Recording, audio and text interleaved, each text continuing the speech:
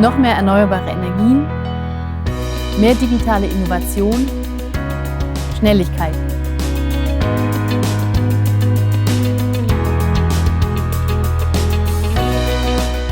Mein Name ist Johanna Kardell und ich verantworte bei der Elli regulatorische Angelegenheiten im Energiebereich.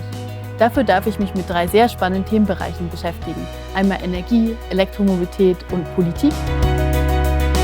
Die Elli ist ein Anbieter von Lade- und Energielösungen. Wir bauen Ladeinfrastruktur in ganz Europa aus. So betreiben wir mittlerweile das größte Ladenetzwerk Europas.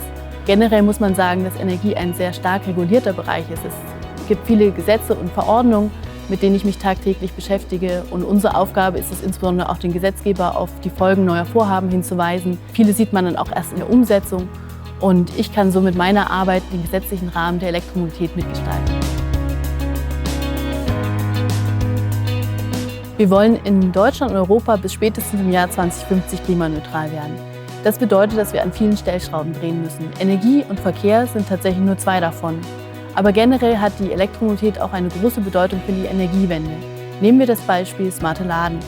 Das bedeutet, dass sich Elektroautos in Zukunft auch mehr daran orientieren, wenn der Wind weht und die Sonne scheint, dass sie tatsächlich eben auch gerade dann laden, wenn wir viel erneuerbare Energien haben.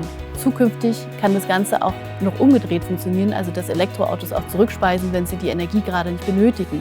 Autos können also zum Pufferspeicher für die Energiewende werden. Die Automobilindustrie ist eigentlich der zentrale Player beim Umstieg auf die Elektromobilität. Autos, aber auch Ladeinfrastruktur und die Software von morgen.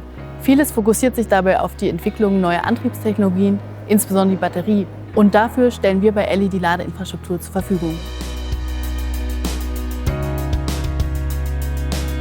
Mobilität ist ein Grundbedürfnis für uns alle. Ich bin heute mit der U-Bahn zur Arbeit gekommen, aber das geht nicht überall. Viele Menschen, gerade im ländlichen Raum, sind auf ihr Auto angewiesen.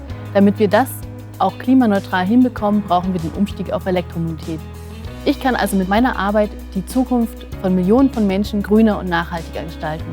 Je besser die Produkte sind, die wir entwickeln, umso größer ist auch ihr Beitrag für die Verkehrswende. Und das motiviert mich. Es gibt natürlich da noch unglaublich viel zu tun, aber das macht es auch so spannend.